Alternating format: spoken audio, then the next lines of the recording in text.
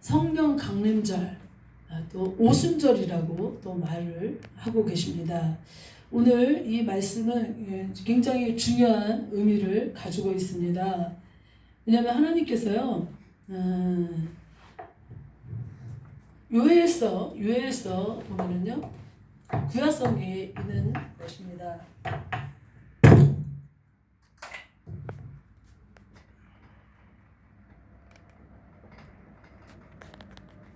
요엘서 2장 28절에 보면은 제가 읽겠습니다. 그 후에 내가 내 신을 만민에게 부어주리니 너희 자녀들이 장래일을 말할 것이며 너희 늙은이는 꿈을 꾸며 너희 젊은이는 이상을 볼 것이며 라고 예언되어 있었던 거예요. 요엘 선지자를 통해서.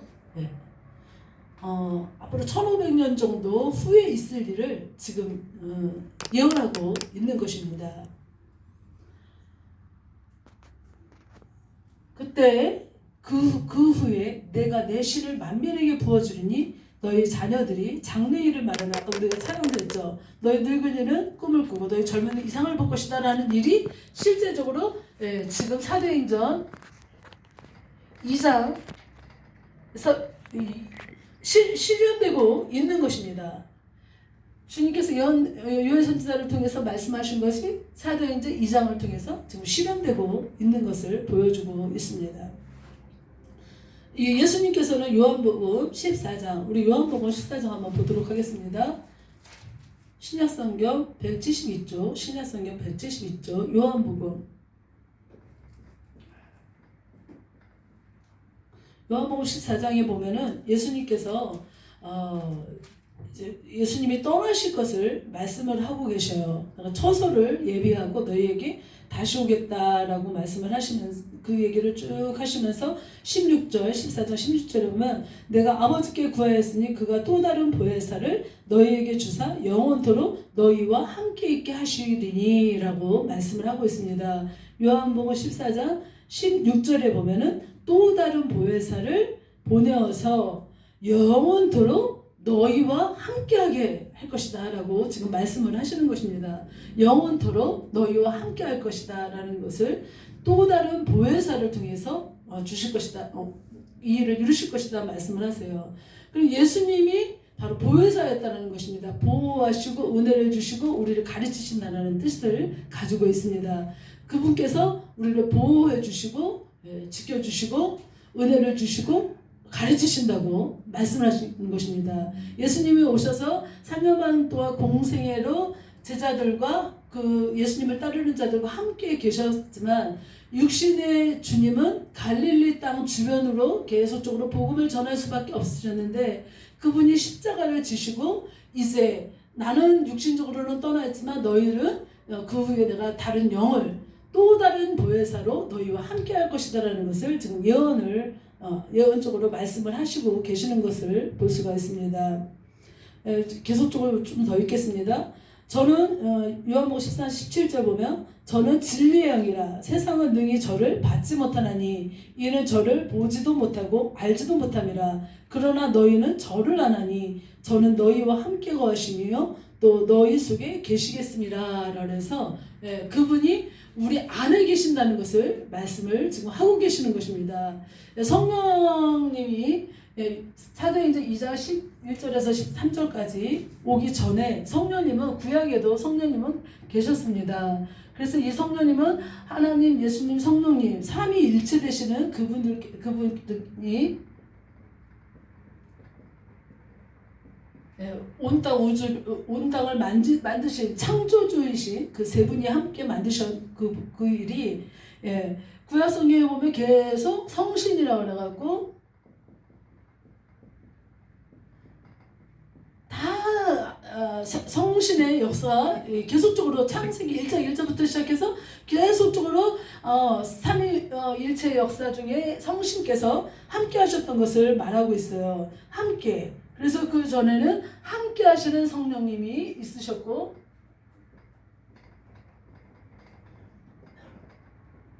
오순절을 계기로 해서 그 전에는 함께 하시는 성령님이 계셨고 그 성령님을 통해서 그 다음에는 이제 안으로 들어오셨다 이제 이렇게 말씀을 하고 있습니다.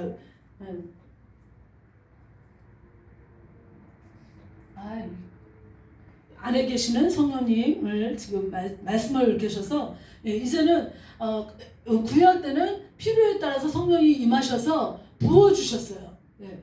성령이 부어주셔서 우리가 성막을 지었던 오홀리압과 부살렐도 성령이 임하여서 지혜가 와서 성막을 지었고, 삼손, 유명한 삼손도 성령이 임하심으로 말미암아 강한 힘이 어떤 힘이 와서 하나님의 일을 하게 되고, 여러 가지에 계속적으로 성령이 임했다라고 표현을 하고 있습니다. 성령이 부어졌다, 또 거하셨다, 이런 표현을 썼습니다. 그래서 이끌어 주시는 성령님, 그분은 오셨다가 또 사라지시고, 필요에 따라 나타나셨다가 또 외적으로 외부에서 거하시는 성령님이었다면, 오순절 이 다락방 성령이 마가다락방에 성령이 임하심부터는 성령님은 안에 내주하는 속에 계신다고 지금 말씀을 하시는 거를 예수님 요한복음 14장에서 말씀을 하고 계시는 것입니다.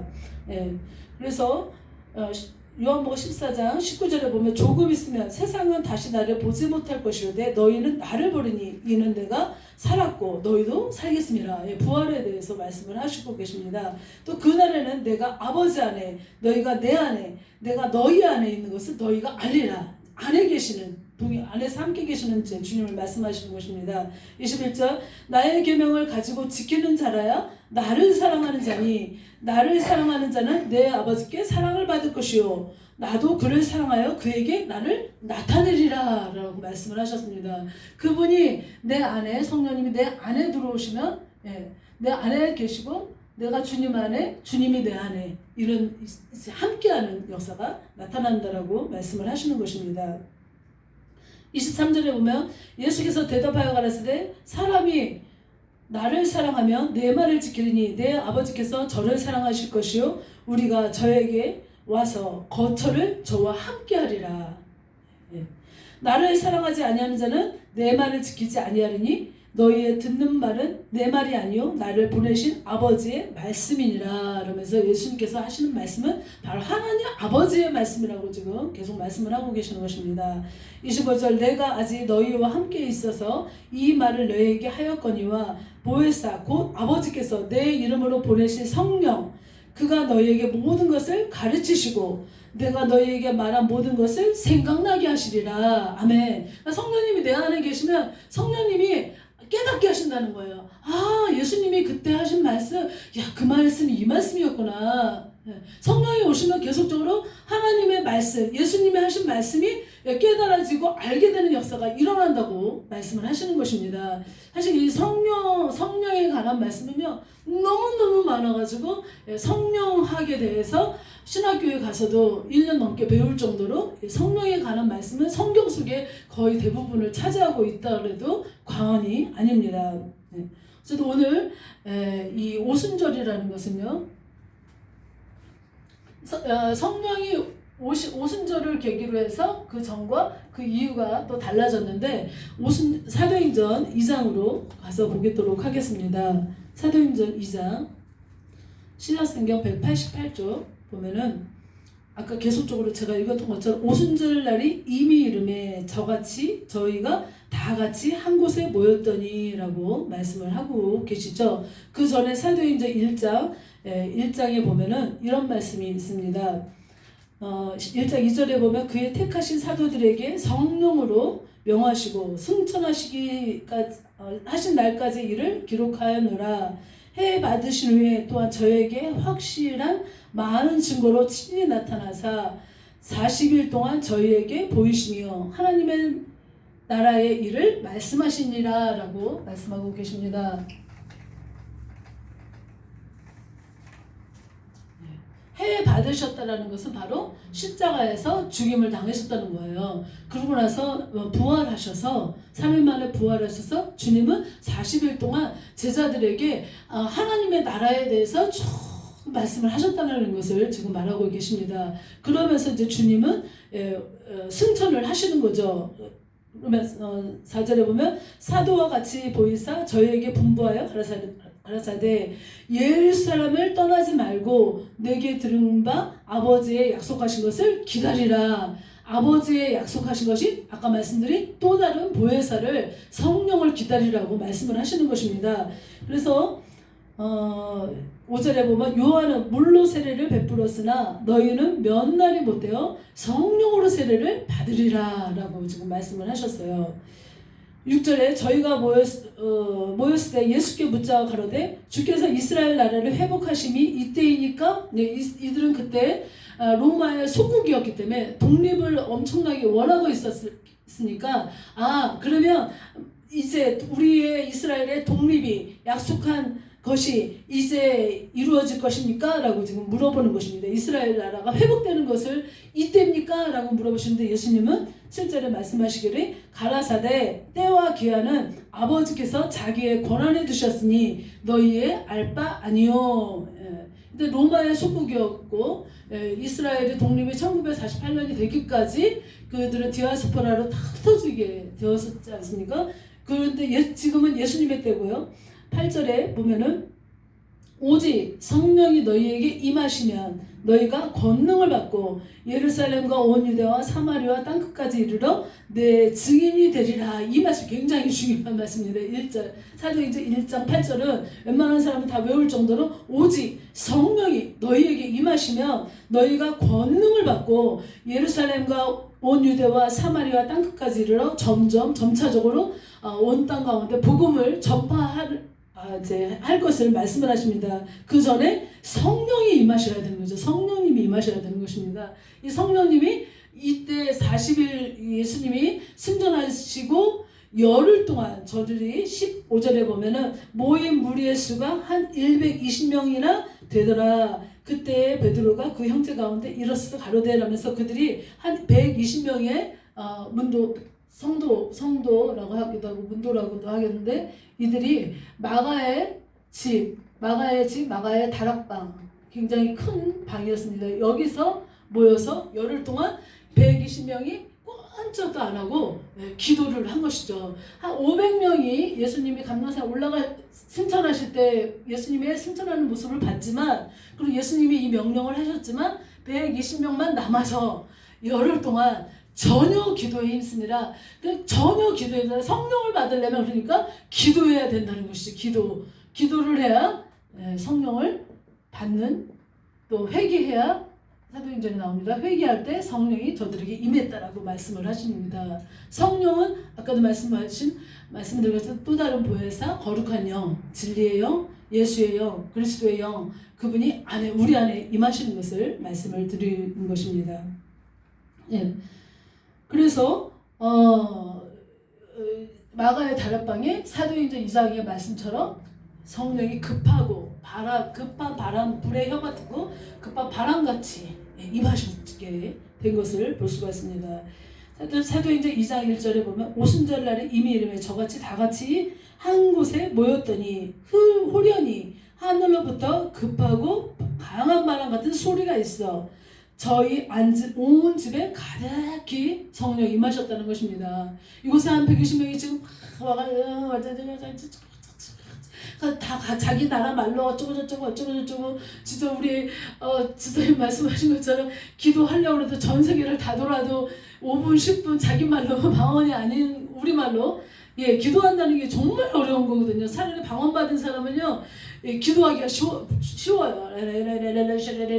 이러면서 그래도 시간을 어느 정도 할 수가 있는데 이거는 그 했던 말 또 하고 했던 말 또 해도 진짜 10분 넘기기가 아무리 사도는 8초까지 다 찾아도 진짜 어려운 것입니다. 그런데 그들이 열흘 동안 전혀 기도에 그렇게 힘을 쓰고 있을 때 성이 임하신 거죠. 강한 바람 소리 같이 저희 앉은 온 집에 가득하며 불의 혀같이 갈라지는 것이 저희에게 보여 각 사람 위에 임하였다는 것입니다. 그래서 그림 보면 사람들이 나오고 그 위에 다 불기둥 같은 거 하나씩 다 이렇게 있는 그림들 아마 보셨을 거예요. 그래서 성령이 불과 같이 불의 혀같이 임했다는 것입니다. 그분은 바람처럼 불처럼이라는 표현을 써요. 기름 같은 성령이, 바람 같은 성령이, 불과 같은 성령이, 성령님에 관한 이 호칭도 굉장히 많습니다. 그분의 하시는 역할이 각각 다 다르기 때문입니다.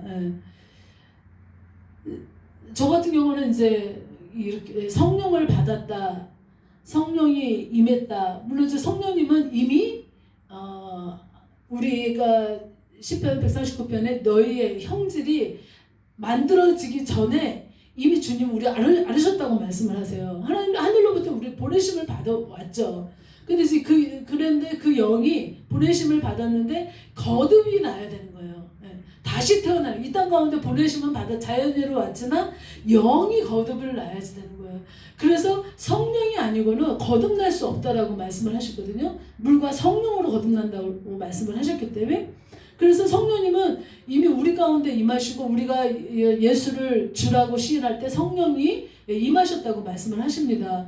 성령이 아니고는 우리가 주라고 시인할 수가 없다라고 말씀을 하세요. 예수를 믿지 않는 사람은 절대로 주라고 말을 못하거든요. 근데 이미 성령이 계신 거예요. 성령이 계신데 그 성령님께서 성령 세례를 주리라라고 하셨잖아요. 그분의 영이 물로 세례를 주는 것처럼 성령이 임하심으로 말미암아 그때 나타나는 현상들이 방언이 임했다라고 말씀을 하는 것입니다. 거기에 모인 사람들이 각각 흩어졌던 이스라엘 백성들이 흩어졌던 그들이 모여서 이제 함께 하고 있는 중이었는데 하나님의 영이 임하더니만 갑자기 한 목소리, 한 방언을 말하기 시작하는 놀라운 일이 일어나기 시작한 것입니다. 우리 창세기 한번 11장 한번 보도록 하겠습니다. 창세기 11장.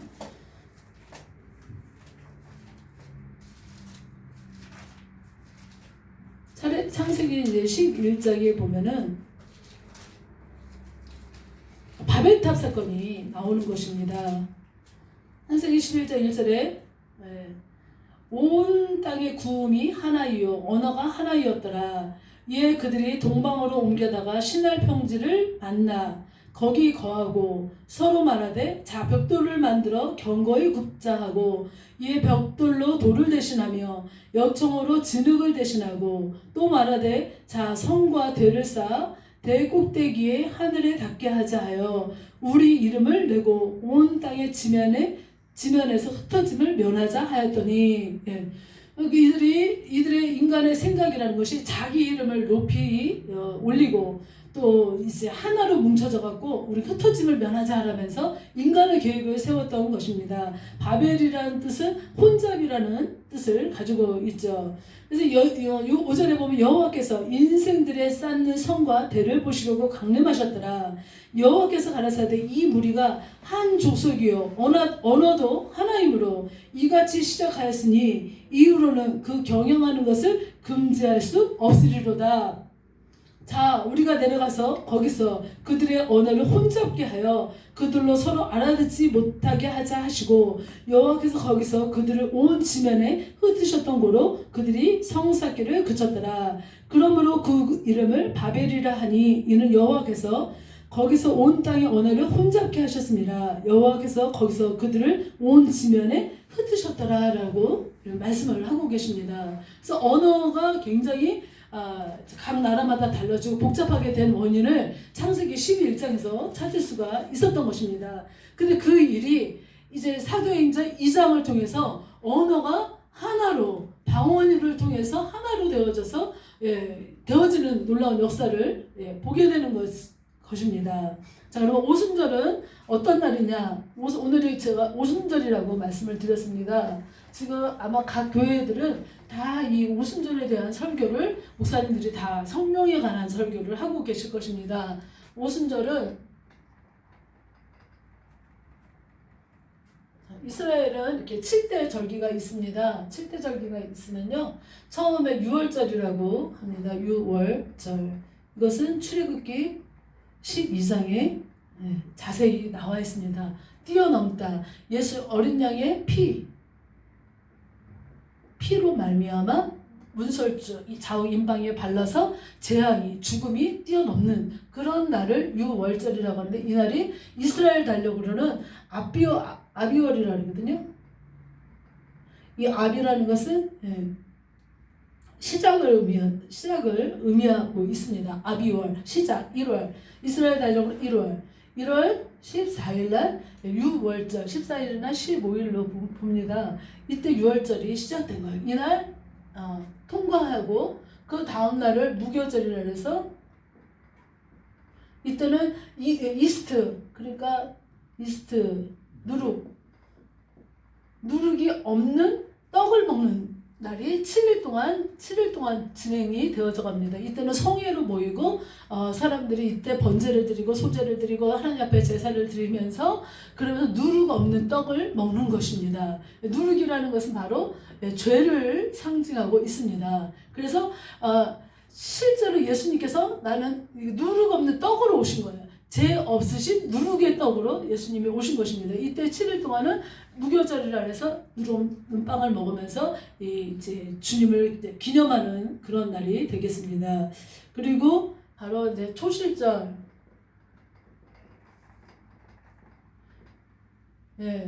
이때 농사를 지은 보리를 추수한 열매를 갖는 날입니다. 이때 3일째 되는 날 부활한 것이잖아요. 초실절은 부활의 첫 열매이신 고린도전서 15장이 부활의 첫 열매이신 예수 그리스도를 의미하는 것입니다. 그러니까 이스라엘 절기라는 것이 다 영적인 의미로 또 예수님과 같이 또 되어 있는 것을 볼 수가 있습니다. 부활의 첫 열매, 부활주일, 그것이 바로 초실절이 되겠습니다. 그리고 이제 이때 오순절, 부활 날부터 50일째 되는 날을 오순절이라고 하는 것입니다. 우리가 얼마 전에 50일 전에 그러니까 부활절 예배를 드렸던 것이죠. 그 이후에 50일을 오순절, 50일은 오순절이라는 것은 다 10번, 열흘씩 5번을 넘겼다는 또 뜻을 가지고 있는데 이때는 밀수확을 할 때입니다. 밀수확. 그래서 레위기서 보면은 너희는 하나님 앞에 수확된 밀을 가지고 두 덩어리에 떡을 만들어서 하나님의 제단에 바치라고 말씀을 하고 계십니다. 이 두 덩어리가 굉장히 중요한 것입니다. 두 덩어리. 50일 지나고 그 다음에 이제 4개월이 지나서 이때 지금 오순절을 우리나라 요즘에 달력으로는 5월, 지금 5월이죠. 5월, 6월이 되겠습니다. 이때 여기 1월달 1월 4일은 그때 우리 지금식으로는 3, 4월에 해당이 되겠습니다. 그래서 이제 그 다음이 이제 뭐냐면은 나팔절, 대속제일, 그 다음에 장막절, 이렇게 되겠습니다. 여기 오순절에서 나팔절까지 가는 기간이 4개월이 지나가요. 그래서 예수님께서 말씀하실 때 넉 달 후에는 추수에 대해서 말씀을 하십니다. 그 땅이 희어져 추수할 때가 되었도다라고 말씀을 하시는데요. 나팔절, 대속제일, 장막절 이러고 이때는 이제 7월 이스라엘 달력으로 7월 1일, 대속제일은 7월 10일, 장막절은 7월 15일. 그래서 지금 우리로 시면은 9월, 10월이 되겠습니다. 이거에 대해서 이스라엘의 7대 아주 중요한 절기예요. 중요한 절기고 오순절을 갖다가 이것을 칠칠절이라고도 하고 지금 성령 강림절, 지금으로 치면 성령 강림절이 되겠습니다. 지금 오늘 이날인 거예요. 하나님께서 말씀하실 명령하시기를 6월절, 그 다음에 칠칠절, 오순절, 그리고 장막절, 요 세 날만큼은 반드시 예루살렘 성전에 모여서 예배를 드려라라고 그날을 기념하여 모이라고 말씀을 하신 겁니다. 그래서 신약 성경에 보면 사도 바울도 이 오순절을 지키려고 항상 생각을 했었고, 예수님도 무슨 날마다 읽을 때면 6월절, 오순절, 장막절에 예루살렘 성전에 가서 예배 드리려고 갔던 것을 볼 수가 있습니다. 왜냐하면 하나님의 명령이기 때문에 그래서 이 날 중에서 특별히 이 밀수학을 해서 두 덩어리를 떡을 하나님 앞에 바쳤다라고 말씀을 드렸는데요. 이 두 덩어리 떡은 영적인 의미로 하나는 유대인이고 하나는 이방인인 것입니다. 그래서 유대인들은 제가 요즘에 아주 그냥 유튜브에 이스라엘에 대해서 푹 빠졌거든요. 너무 재밌는데 이스라엘 사람들은 지금도 이스라엘 사람들은 온전한 그 순수한 이스라엘 사람 유대인들은 별로 없어요. 다 무슬림과 다 섞여 있는 상황이더라고요. 근데 어쨌든 그 유대인들은 아주 고집이 세고 자기 선민 사상 하나님께서 우리 민족을 택했다라는 그 완고한 자기만의 세국 정책인 것처럼 자기만의 그 특성을 굉장히 임시대 태교 때부터 시작된 거기 때문에 그들의 사상은 바꿀 수가 없는 정도로 강력하죠. 그래서 이 유대인이 그 토라를 중심으로 모세 오경을 중심으로 자기들만의 법으로 너희들과 차별되어 있고 자기들만 고수하고 고유의 것으로 가지고 있죠. 그래서 신약성경에 보면은 선지서 구약성경 선지서를 봐도 이 부분 때문에 굉장한 이제 하나님으로부터 책망도 받고 하나님을 마음 아프게 하고 너무 형식적으로 드려지는 그런 것 때문에 하나님도 굉장히 그 부분을 선지자를 보내서 정말 내 마음을 알라라고 계속 말씀을 하시는 것이죠. 이들은 자기의 생각, 하나님이 율법을 주셨지만 이 율법을 가지고 사랑의 법을 가지고 그것을 자기들의 특유의 법으로만 정하고 외부로 나가는 것도 싫어하고 그런데 그러고 있었던 때 이제 하나님은 놀라운 역사 가운데서 메시아를 약속했고 그 메시아이신 예수 그리스도가 왔고 그 예수 그리스도가 인간의 몸으로 있었기 때문에 한정되어 있었고 저와 온 인류를 구원하기를 원하시는 아버지의 뜻은 바로 이 이방인에까지 구원의 길을 열어놓기를 원하셨던 것입니다. 그래서 이 오순절이 그래서 그렇게 중요한 거예요. 이 날은 바로 또 어떤 날이냐면 모세가 하나님으로부터 신의 산에 올라가서 그 돌판을 받으러 올라간 날이기도 합니다. 이 오순절이 좀 기가 막히죠. 구약에서 되어진 것들이 신약에 와서도 이렇게 또 같이 연관돼서 중요한 의미를 가지고 있습니다. 이때 신의 산에 가서 율법을 받으러 올라간 날이었는데 이날 하나님은 오랜 후에 이방인의 구원의 역사를 계획해놓고 준비해놓고 계셨다는 것입니다. 이 날을 통해서 이제 이방인에게 복음이 들어가기 시작한 거예요. 바로 예수 그리스도가 메시아고 예수 그리스도는 하나님의 구약이 예언되어 오셨고 그분은 너희들의 생명을 너희들의 죄를 영원 끝까지 내가 구원하기를 원하시는 그 아버지의 마음과 예수님의 모든 그 아버지의 뜻을 이루심이 또 이방인에까지 복음이 전파되는 역사가 이 사도행전 2장에 통해서 이루어졌다라는 그런 뜻을 가지고 있습니다. 계속적으로 사실은 이제 너무 중요한 절기들 낙발절, 대속절, 장막절 계속 중요한 이제 영적인 의미를 가지고 있는 것들을 이제 우리가 또 배워가고 또 알아가게 될 것입니다. 참 그래서 감사합니다. 하나님은 이제부터 새 일을 이루시는 것입니다. 새 언약을 이루어 가시는 것을 새 언약의 중보자인 예수 그리스도를 통해서 이제 하나님의 계획들이 펼쳐지게 되었고 2000년이 지난 지금 우리도 이 예수를 믿게 되었고 성령으로 말미암아 그분이 우리 안에 계시고 우리 안에서 그분이 역사를 이루고 지금 계시는 것입니다. 조용희 목사님은 이제 그래서 성령을 통해서 사도행전 29장을 계속 선내려가면서 하는 말씀이 있죠. 성령님 오시옵소서. 차를 타도 성령님 내 옆자리에 앉아 계세요. 밥을 먹을 때도 식탁의 자리에도 성령님 이곳에 자정하소서 하면서 성령님을 늘 자기 안에 계신 성령님을 인정하고 받아들이고 표현을 했다라는 그런 말씀이 아마 들어본 적 있으실 것입니다. 성령님은 그래서 옛날에 저희들이 생각할 때는 성령님은 그냥 하나님이시고 또 그분은 그냥 파워, 능력, 바람처럼 불처럼 막 강한 어떤 분으로 알았지만 성령님을 인격이시다 그래갖고 성령님을 계속적으로 내 안에 계신 성령님의 인정하고 그분이 주시는 그분은 감화와 감동으로 역사를 하시는 분이기 때문에 내게 주시는 그 감화와 감동을 성령님께서 지금 이것을 원하시나? 성령님께서 이 일을 이루기를 원하시나? 성령님께서 지금 내게 말씀하시나? 라면서 이제 인간 입장에서는 그 안에서 들려지는 음성을 통해서 순종하고 또 물론 그 음성이 하나님의 뜻에 맞나 안 맞나는 성경을 통해서 이렇게 우리가 비교해서 알아보는 거지만 그러면서 이제 계속 성령님을 내 안에서 인정해